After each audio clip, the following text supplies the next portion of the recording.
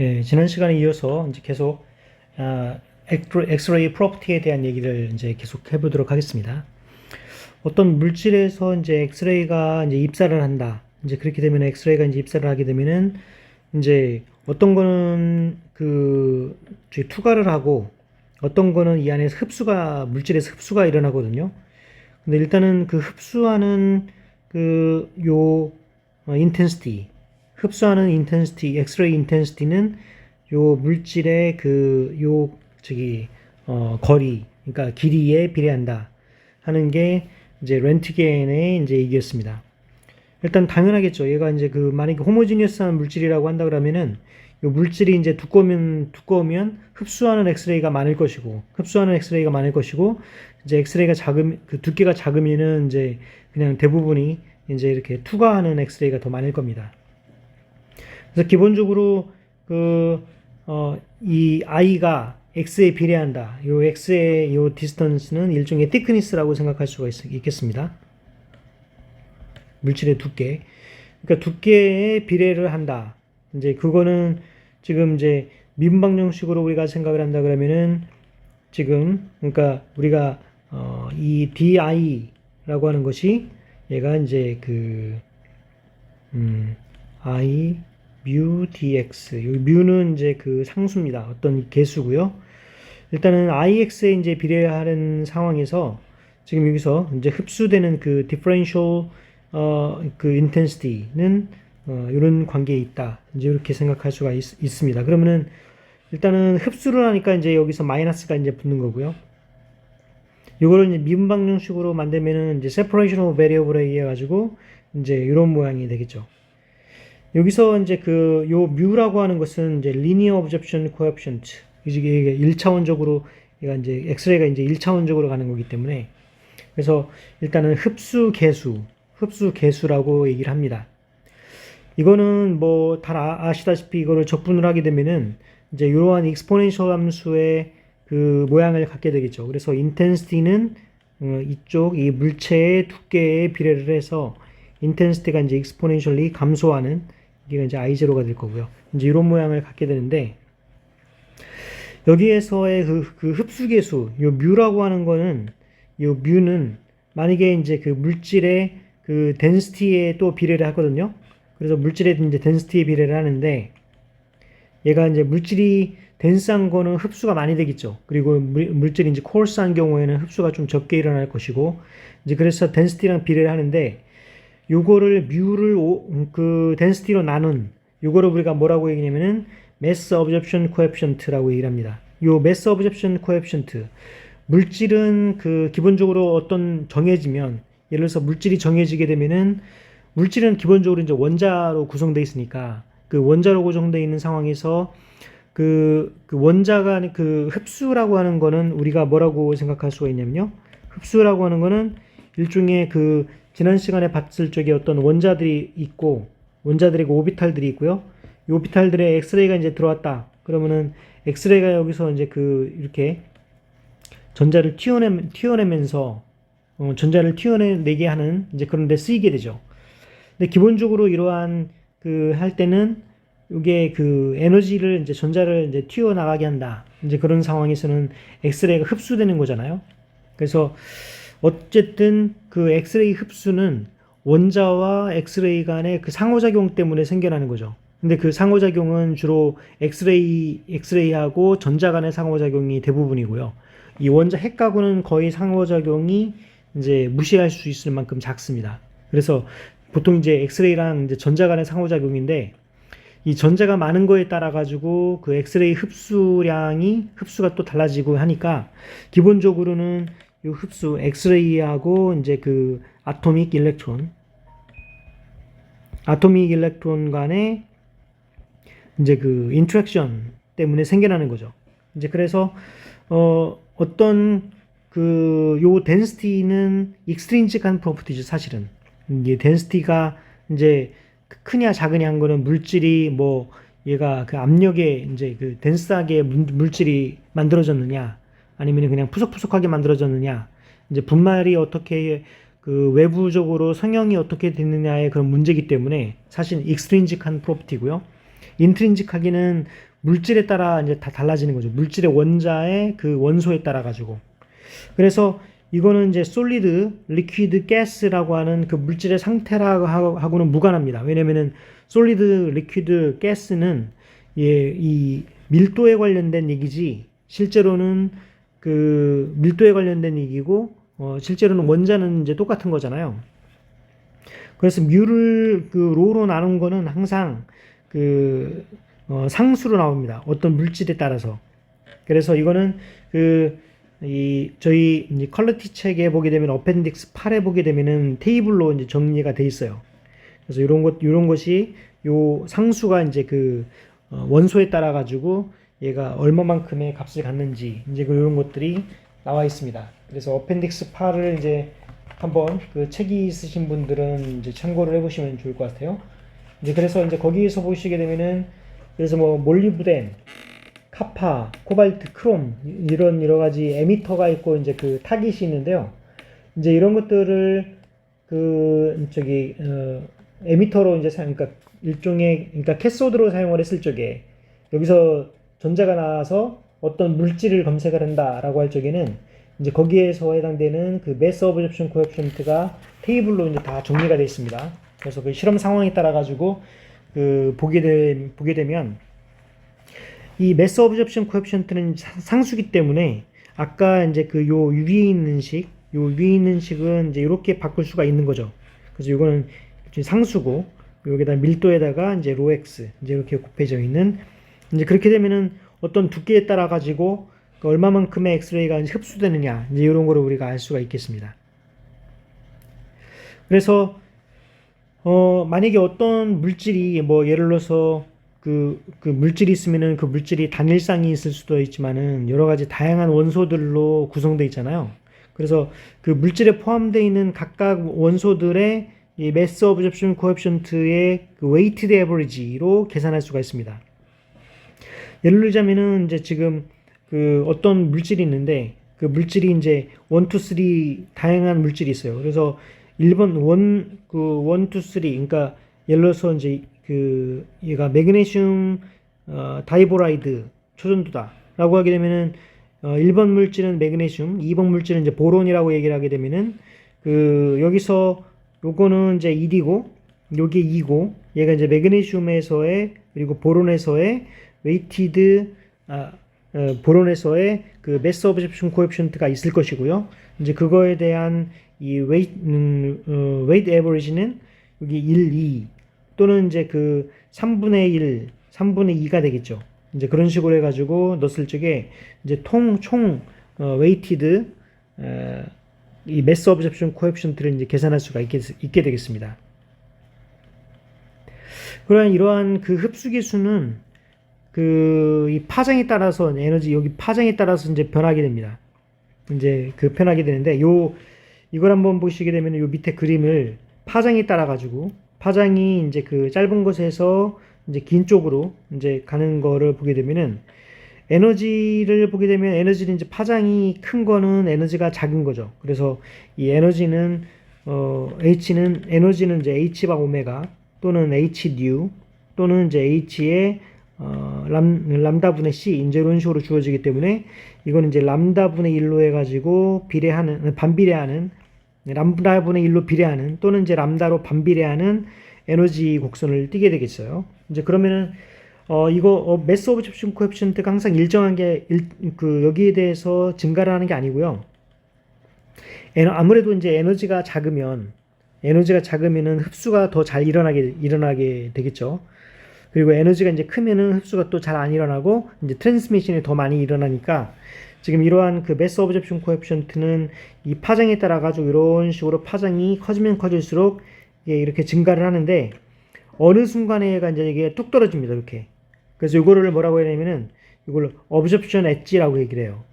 근데 얘가 이제 왜 K observation 엣지라고 얘기하냐면은 얘가 K쉘에서 흡수가 일어나다가 여기 K쉘에서 갑자기 급격한 흡수가 일어난다는 거죠. 어떤 원자가 있으면은 원자에 K쉘이 있고 이제 L쉘이 있고 이제 이런 식으로 나오게 되는데 여기서 엑스레이가 이제 K쉘에서 전자가 이제 튀어나가니까 튀어나가면서 요게 그 퀀텀 에너지를 우리가 H바 오메가의 이 퀀텀 에너지를 가지고서 이제 얘가 튀어나가게 만드니까 이거를 그 흡수가 일어나는 그 캐릭터스틱 엑스레이, 그러니까 어떤 우리가 그 양자화된 그 엑시테이션을 일으키는 이제 양자화된 K-쉘에서 양자화된 엑시테이션을 일으키기 때문에 이제 여기에서 에너지 급격한 흡수가 일어나게 돼요. 그래서 이게 우리가 이제 어브접션 엣지라고 이제 얘기를 한다는 거죠.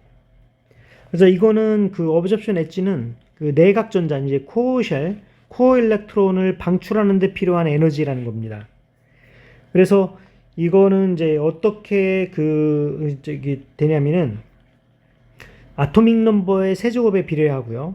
이거를 파장의 세제곱에 비례합니다. 그리고 K는 어떤 상수고요. 그래서 어떤 상수로 주어지고 여기 파장과 아토믹 넘버의 세제곱에 비례해 가지고 요 매스 업접션 코에피션트가 이제 주어지게 돼요.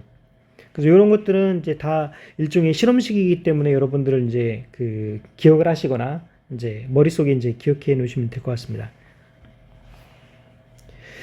그래서 이게 쭉 이제 매스 업접션 코에피션트가 파장에 따라 가지고 쭉 증가를 하다가 여기서 KH에서 이제 한 번 일어나고 그 다음에 쭉 또 증가를 하다가 그 L쉘에서 한 번 또 이제 흡수가 일어나고 L쉘은 지금 트리플 디제너레이트 돼 있어 가지고요. 이제 두 번째 일어나고 세 번째 일어나고 이제 디제너스가 깨진 상태에서 보게 되면은 이런 L쉘에서는 이제 세 가지 스테이트가 있는 거죠. 그래서 원래 이제 아토믹 레벨을 보게 되면은 그 아토믹 레벨에서 이제 K 스테이트, K 레벨이 있고 그 다음에 L 레벨이 있고 M, N 해서 쭉 이제 여러 가지가 있어요. 그리고 실제로 이제 그런 식으로 되면서 그 여기서 이제 K-쉘에서 그 엑스테이션이 일어난다라고 할 적에 여기에 이제 우리가 이제 K 엑스테이션이 일어나게 되는데 K 엑스테이션에서는 지금 K 알파하고 이제 K 베타선이 있어요. 물론 이제 여기를 확대를 해보면 여기 K 스테이트의 어브접션을 확대를 해보게 되면은 이제 K 알파랑 K 베타가 있죠. 그러니까 지금 여기서 K 스테이트에서 L 스테이트로 가는 이런 상황, 또는 이제 K 스테이트에서 M 스테이트로 가는 상황, 이게 지금 K 알파와 K 베타로 주어지죠. 그러면 이제 L 엑스테이션은 지금 L 스테이트에서 지금 백큐ම් 레벨로 이제 가게 되는 건데, 이제 그렇게 되면은 여기서는 이제 L 레벨에서는 1, 2, 3의 이 트리플 디저너스가 있기 때문에 이런 식으로 세 개의 이제 어브접션 엣지가 생깁니다. 그래서 입사하는 에너지의 에너지는 이제 EV가 되는데, 여기서 이제 K-쉘만 우리가 생각을 하게 되면 얘가 K-쉘에서의 흡수 에너지가 있을 것이고요. 그게 바로 이제 그 웍이고, 예, 그게 에너지가 이렇게 나오게 되고, 그래서 람다가 K-쉘에서의 그 람다가 지금 이렇게 그 아토믹 트랜지션, 아토믹 어브접션에 의해 가지고 지금 이런 식으로 이제 픽이 이렇게 어브접션 엣지가 생기게 되죠.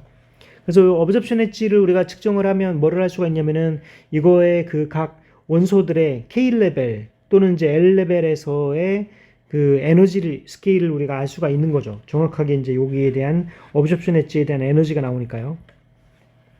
람다가 나오면은 뭐 H랑 C는 상수니까 이제 에너지가 딱 나오게 되죠.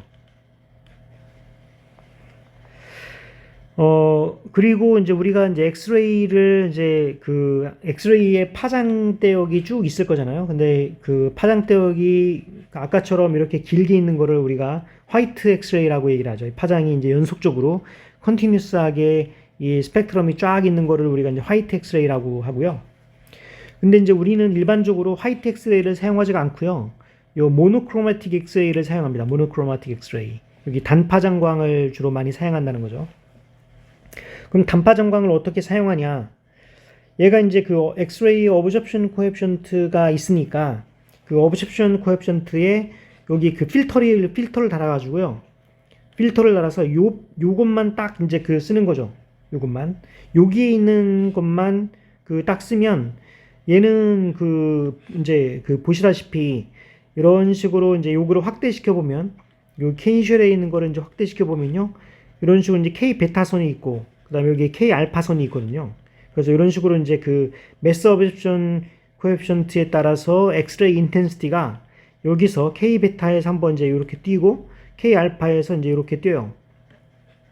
그럼 이제 이거를 그 지금 일반적인 상황인데 여기에서 우리가 이제 필터를 답니다.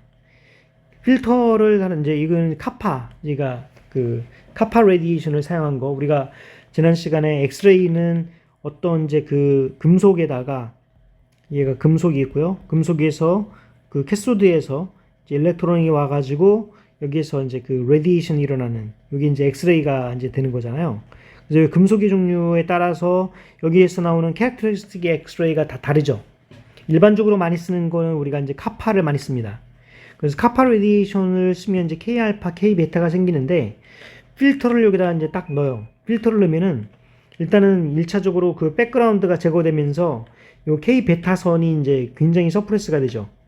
이제 K 베타선만 그 서프레스 되는 게 아니라 사실 이제 K 알파선도 서프레스 되긴 해요.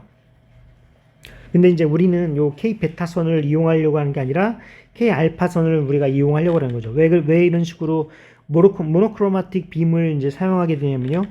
우리가 이제 브래그 로에 의하면은 이제 2D 사인 세타는 이제 n 람다, 뭐 물론 여기 n은 1로 치면 이제 이런 식으로 되니까, 세타는 지금 이제 그 앵글을 바꿔주는 거기 때문에 엑스레이의 그 앵글, 요 앵글을 계속 바꿔주는 거잖아요.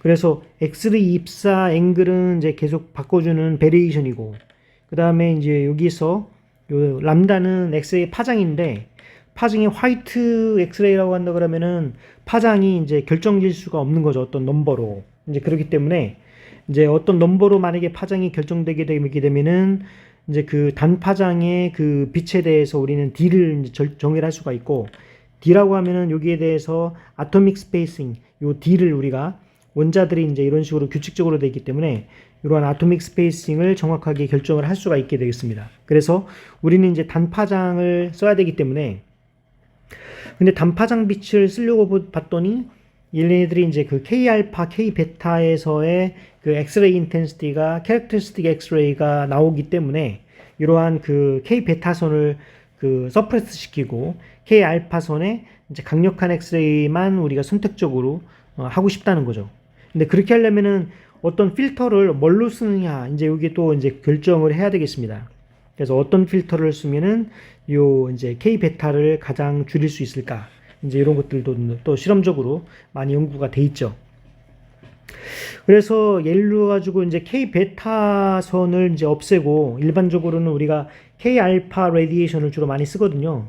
그래서 K 알파 레디에이션을 쓰는데, 필터링을 뭘로 하냐면은, 필터링은 그 지금 예를 들어서 이제 그 타겟이, 그러니까 전자가 맞는 타겟, 전자빔이 이제 그 타겟에 맞아가지고 이제 브람스트랄롱 엑스레이가 나오는 거니까, 타겟이 이제 예를 들어서 몰리브덴, 카파, 코발트, 아이언, 크롬, 이제 이런 종류의 타겟을 주로 많이 씁니다. 타겟을 이런 거로 쓸 적에 지금 만약에 이제 그거에 대한 필터, 예를 들어서 몰리브덴 같은 경우에는 이제 지르코늄 필터를 많이 쓴다는 거죠. 그러니까 지르코늄 필터를 많이 쓰게 되면은 원래는 인스턴트 빔에서 이제 K 알파와 K 베타의 이 B가 5.4 정도였는데, 이제 여기서 이 필터를 쓰게 되면은 여기서 0.29 정도로 이제 크게 확 떨어진다는 거죠, 얘가. 그래서 이제 여기 K 알파의 인스턴트 빔도 이제 떨어집니다. 우리 K 베타의 그렇죠? 그러네요. 여기서 이제 필터 티크니스가 이제 이런 식으로 주어지고요. 여기서는 이제 매스 덴시티, 이건 덴시티고, 요거는 이제 thickness. 이제 됐을 적에는 물론 이제 인스턴트 빔도 이제 약해지죠. 인스턴트 빔도 이제 원래는 1이 돼야 되는데, 이거는 K 알파하고 똑같은 인스턴트하고 트랜스미션의 비기 때문에 얘가 이제 트랜스미션도 이제 30%, 40%, 50% 정도 이런 식으로 이제 빔의 그 인텐시티가 이제 줄어들지만, 기본적으로는 이러한 그 필터를 쓰게 되면은 그 베타를 이제 500분의 1로 줄일 수가 있다는 거죠. 그래서 일반적으로는 이러한 여러 가지 다양한 그 필터들이 있는데, 이제 몰리브덴인 경우에는 지르코늄, 카파인 경우에는 니클, 코발트인 경우는 아이언인 경우는 망간, 크롬인 경우에는 이제 바나디움 필터를 쓴다. 이제 이런 것들이 이제 알려져 있습니다. 그럼 엑스레이를 이제 그 생성시키는 그 기술적인 내용들을 잠깐 보시면, 우리가 이제 여기서 그 가속 전압을 가해주고 여기서 전자가 튀어나와가지고 이제 캐소드에 부딪히면서 여기서 이제 엑스레이가 이제 튀어나오게 되는 거죠. 근데 이때 이거를 만들어내는 걸 우리가 엑스레이 튜브라고 얘기를 하는데요. 이 엑스레이 튜브가 이제 이렇게 생겼습니다. 이 전자가 나오면서 전자가 여기서 이제 맞으면서 이 브라운스랄롱 엑스레이가 나오게 되는데, 일단은 이 엑스레이 튜브, 이 필라멘트에서 전자를 생성시키죠. 그리고 여기서 이제 높은 가속 전압이 필요해서 이 가속 전압의 에너지에 따라 가지고 그 엑스레이 에너지가 이제 결정이 되게 됩니다. 그 다음에 이제 금속 타겟에 이제 전자가 충돌을 하게 되는데, 옛날에는 뭐 가스 튜브를 썼었어요. 가스 튜브. 그러니까 초기에는 이제 이런 걸 썼는데, 일종의 그 옛날에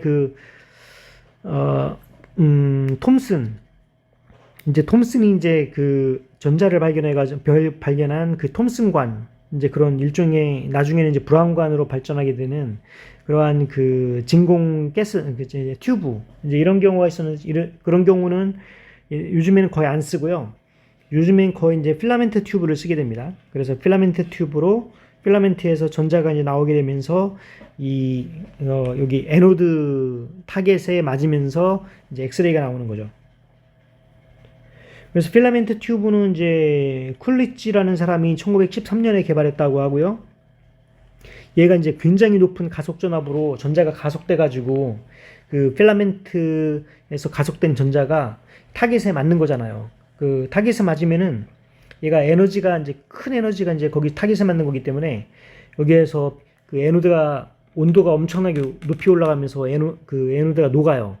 우리가 이제 그 실험으로 보면 이빔 이베퍼레이터가 있거든요. 그러니까 이빔으로 이제 노광을 하는데, 이 전자빔을 가속시켜가지고 어떤 이제 타겟에 이제 이렇게 하면 걔네들이 녹으면서 이제 그런 현상이 나타나기 때문에, 중요한 거는 여기서 그 냉각이 중요합니다. 왜냐면은 여기에서 99%가 열로 나가가지고요. 우리가 이제 엑스레이를 이제 사게 되면은 칠러를 같이 사야 돼요. 칠러가 이제 거의 굉장히 이제 큰 칠러가 이제 필요하거든요.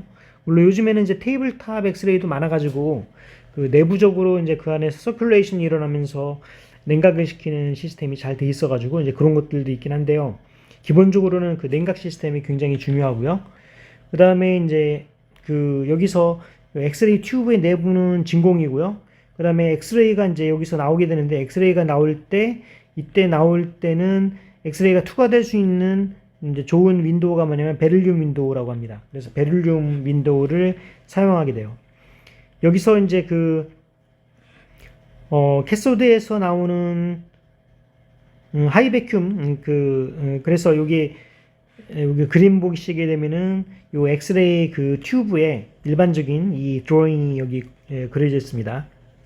순행으로 지금 이제 이렇게 돌리고 있고, 이제 그 다음에 여기서 하이 베큐um 상태에서 여기서 에노드에서 이제 캐소드 필라멘트가 있고, 캐소드 필라멘트가 해서 에노드로 이제 나오면서 여기서 이제 발생된 엑스레이가 그 베릴륨 윈도우를 통해서 나오게 되는 거죠.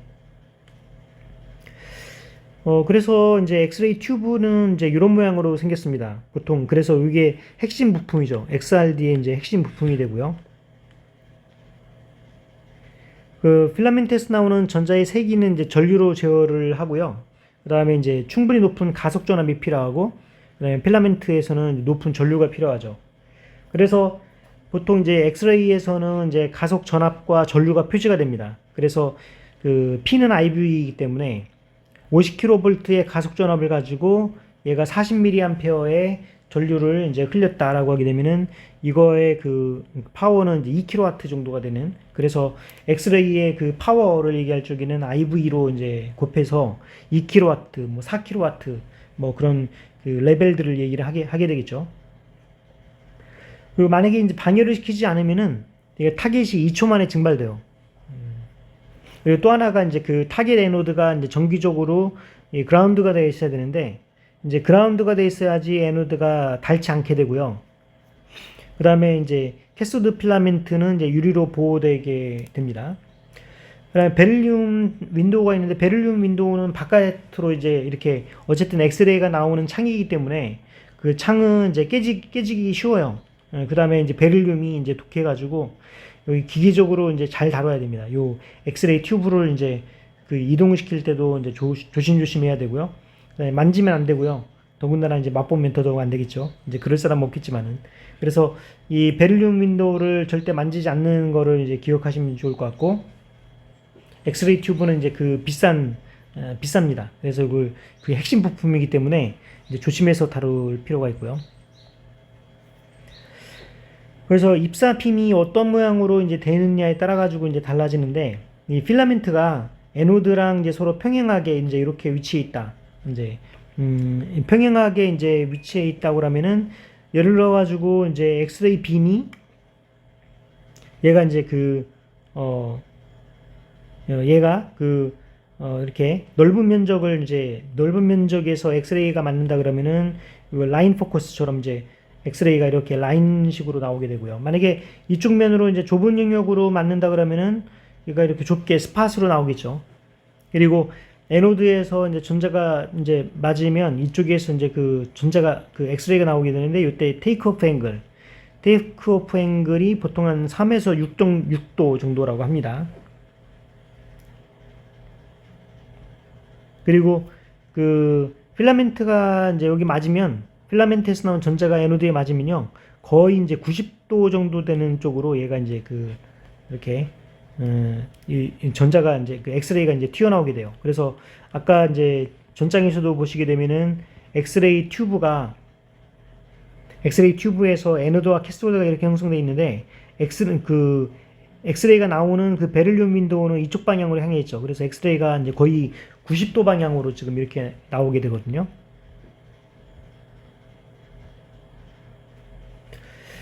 그래서 지금 우리가 그 에노드 물질, 그러니까 여기서 이 전자가 나와서 맞는 요 에노드 물질에 따라 가지고 이제 다른 특성들이 있는데, 대부분 많이 쓰는 게 카파입니다. 카파. 그래서 우리가 이제 그 논문 쓸 적에 보게 되면은 엑스레이 소스를 뭘로 썼는지 이제 거기에 그 노트가 돼 있어야 돼요. 그래서 우리가 이제 보통 카파에 K알파 레디에이션을 썼다, 요거를 제일 많이 쓰거든요.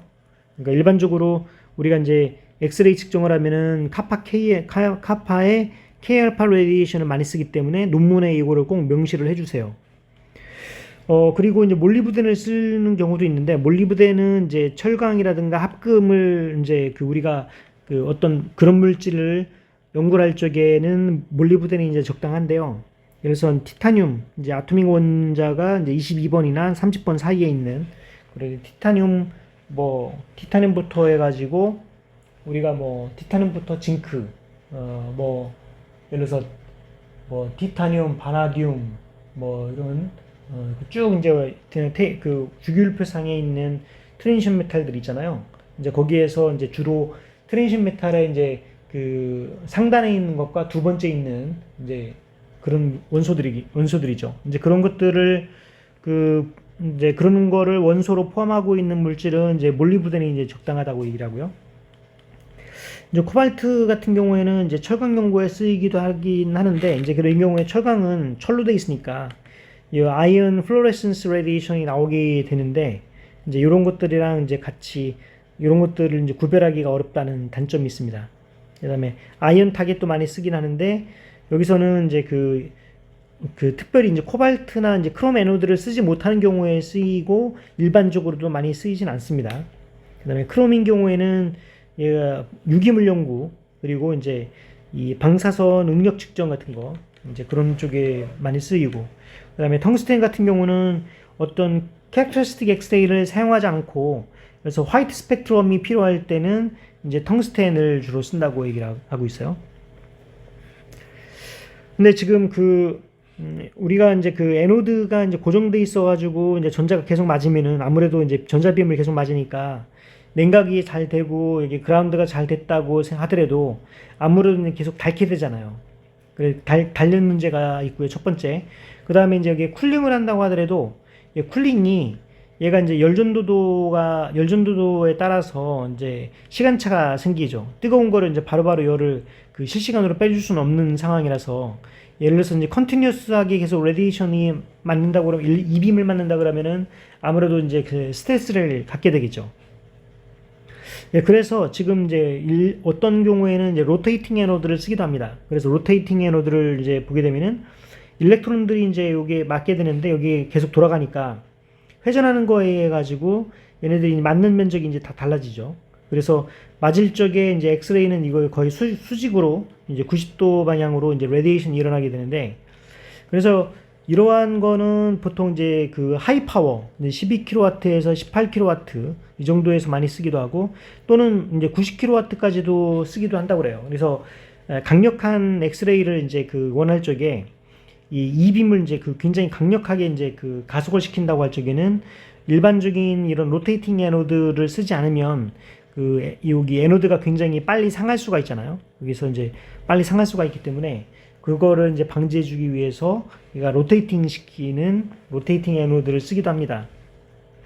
그 로테이팅 에노드는 되게 비싸요. 그래서 일반적으로 그 리가코, 이건 리가코 제품인데 여기 보게 되면은 이런 식으로 여기에 되어 있는 게 이제 로테이팅 에노드거든요. 그래서 그 보통 로테이팅 에노드의 회전 속도는 같은 경우에는 보통 그 여기 100mm의 다이아미터에 10cm하고 4cm 위스를 갖고 있는 경우에는 보통 한 2400에서 6000rpm, 굉장히 이제 고속 회전을 하는 거죠. 이제 고속 회전을 하기 때문에 얘가 이제 다이나믹 밸런싱이 중요합니다. 안 그러면 얘가 덜덜덜거리니까. 그리고 이거는 이제 고진공이 있어야 되고요. 진공이 한 10에 마이너스 6승토로 정도. 이제 그리고 냉각이 잘 돼야 된다. 그리고 전자빔의 전류와 전압을 일반적으로는 0.3A에 60kV 정도로 이제 주로 많이 쓰고, 그다음에 얘가 이제 그 굉장히 고가이기 때문에요. 이런 로테이팅 에노드를 쓰는 이 제너레이터 같은 경우에는 엑스레이의 파워가 굉장히 좋아요. 이거는 이제 그 인하우스 레버러터리 엑스레이에서는 이제 가장 좋은 범위인데, 만약에 이게 이제 너무 부족하다라고 하게 되면 우리는 싱크로트론 라이소스를 이용해야 된다는 거죠. 또 하나는 이제 마이크로 포커스, 엑스레이를 이제 그 포커싱 시키기도 하거든요. 이제 매그네틱 렌즈를 이용을 해가지고 여기에서 이제 그 매그네틱 렌즈를 이용을 하면 우리가 전자 빔을, 일렉트론 빔을 포커싱 할 수가 있죠. 이렇게. 그래서 일렉트론 빔을 이제 그 매그네틱 렌즈에 의해 가지고 포커싱을 시켜가지고 아주 이렇게 포커스를 잘하면은 여기에서 이제 강력한 엑스레이가 이제 나오게 되겠어요. 그래서 이러한 그 이 매그네틱 렌즈를 이제 포함하고 있는 그런 장비들도 있습니다. 이제 그래서 그래야 이제 이 소스가 이제 강하게 이제 집중될수록 인텐시티가 엑스레이 인텐시티, 그런 것들이 이제 커지니까. 그리고 이제 더 강력한 엑스레이가 필요하다 그러면은 우리는 싱크로트론 라이소스를 써야 되는데요.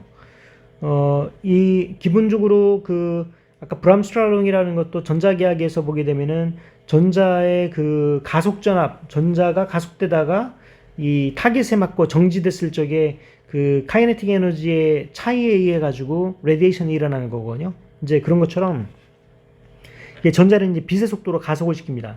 빛의 속도로 가속을 시키다가 어떤 그 이 매그넷에 만나 가지고, 매그넷에 만나면은 우리 로렌츠 폴스를 받아 가지고 로렌츠 폴스에 의해서 얘가 이제 휘어지게 되겠죠. 로렌츠 폴스를 만나서 이렇게 휘어지게 되는데, 요 휘어질 적에 휘어지는 요 이쪽 그 수직으로 여기 방사광이 나와요. 이 방사광이 나오는데 요게 지금 바로 우리가 그 싱크로트론 레디에이션입니다. 그래서 이거는 입자의 상대론적 에너지에 의해서 생성된 빛이기 때문에 굉장히 이제 우수한 특성을 갖게 되는데, 예를 들자면은 연속적인 스펙트럼을 갖고요. 그 다음에 그 연속적인 스펙트럼도 이거는 펄스 형태로 바꾸면 또 이제 모노크로마틱하게도 바꿀 수가 있어요. 그리고 세기가 굉장히 셉니다. 인텐시티가 엄청 세고요. 그 다음에 이제 빛 퍼짐이 적어가지고 이제 콜리메이터가 필요가 없어요. 그러니까 우리가 이제 그 빛 퍼짐이라는 게 뭐냐면은 이제 사진이나 이제 뭐 이런 동영상을 찍어보면 약간 그 블러가 생기죠. 그 어떤 그 색수차 같은 게 생겨가지고요. 이제 그래서 약간의 그 무지개색이 약간 보이는 이제 그런 현상이 생길 수도 있거든요. 빛 퍼짐이 생기는 건데, 이제 그러려면은 그거를 그 보정하는 콜리메이터가 필요한데, 그런 콜리미터가 이제 필요가 없다는 거죠. 그리고 이게 이제 빛의 그 리니어 폴라라이즈 전자의 그 컨트롤을 따라 가지고 리니어 폴라라이즈나 이제 서큘러 폴라라이즈드 빔을 만들 수가 있다. 이제 그래서 그 빛의 폴라리제이션을 가지고서 우리가 이제 다양한 물성들을 연구를 할 수가 있게 되겠습니다. 싱크로트론 레디에이션은 지금 우리나라 같은 경우에는 이제 포항에 있죠. 포항공대 옆에 이제 포항 가속기 연구소에 얘가 포항 엑셀러레이터 레버러토리, 포항 엑셀러레이터 레버러토리에서 이제 싱크로트론 레디에이션이 있는데요. 이제 차이 크기를 보시면 이제 차이 크기가 이 정도고, 그 다음에 요걸 우리가 이제 저장링이라고 얘기합니다. 저장링. 여기가 선형 가속관, 선형 가속을 시켜서 일렉트론 소스에서 여기서 모듈레이터에서 이제 그 전자를 가속을 시키고 엑셀러레이션을 쭉 시키면서 여기에서 이제 전자 빔을 이제 이쪽으로 그 들여보내 주게 되면은 여기에서 이제 32개의 매그넷이 있어요. 그래서 32개의 매그넷이 이제 각각 이제 꺾어지는 지점이 생기게 되고, 꺾어질 적에 그 꺾어지는 지점에서 이제 싱크로트론 레디에이션이 나오게 되고, 그 싱크로트론 레디에이션 하나하나가 다 이제 빔라인의 그 랩이 되는 거죠. 이런 식으로 이제 그 싱크로트론 레디에이션이 있고요. 그 다음에 요 최근에 만든 거는 이제 4세대 방사능가속기. 예, 4세대 방사능가속기는 예, 전자를 이제 이런 식으로 가속을 시켜가지고 여기에서 레디에이션이 나오게 하는 겁니다. 여기서. 그러니까 얘는 지금 전자가 이렇게 가다가 이렇게 꺾이니까 여기서 레디에이션이 나오니까요. 그 이거보다는 얘가 이제 이쪽에서 이렇게 되면은 여기에서 이제 관측을 했을 적에는 빔이 한쪽으로 이제 그 한쪽에서만 이제 포커싱이 되니까 훨씬 더 강력한 빛이 나오겠죠. 그래서 이러한 그 4세대 방사능 가속기에서는 그 이거보다 이런 식으로 전자가 꺾일 때 나오는 이 방사광보다는 훨씬 더 강력한 방사광이 나와요. 그래서 이게 이제 이걸 우리가 4세대 방사광 가속기라고 얘기를 합니다. 네, 미국에는 이제 어드밴스드 포톤 소스가 이제 오크리지 내셔널 랩에 있어가지고 이제 거기서도 이렇게 있고요. 이제 엄청나게 큰 규모죠. 이게 100피트 정도 되고, 요 크기가 이제 100피트 되니까 여러분들 크기를 한번 상상해 보시면 되겠습니다. 그래서 이제 각각의 이제 빔라인에서 이제 나오는 여러 가지 이제 그 빔라인들이 있고, 거기에서 나오는 이런 랩들이 이제 이런 식으로 형성되어 있으면서 거기에 대해서 지금 있고요.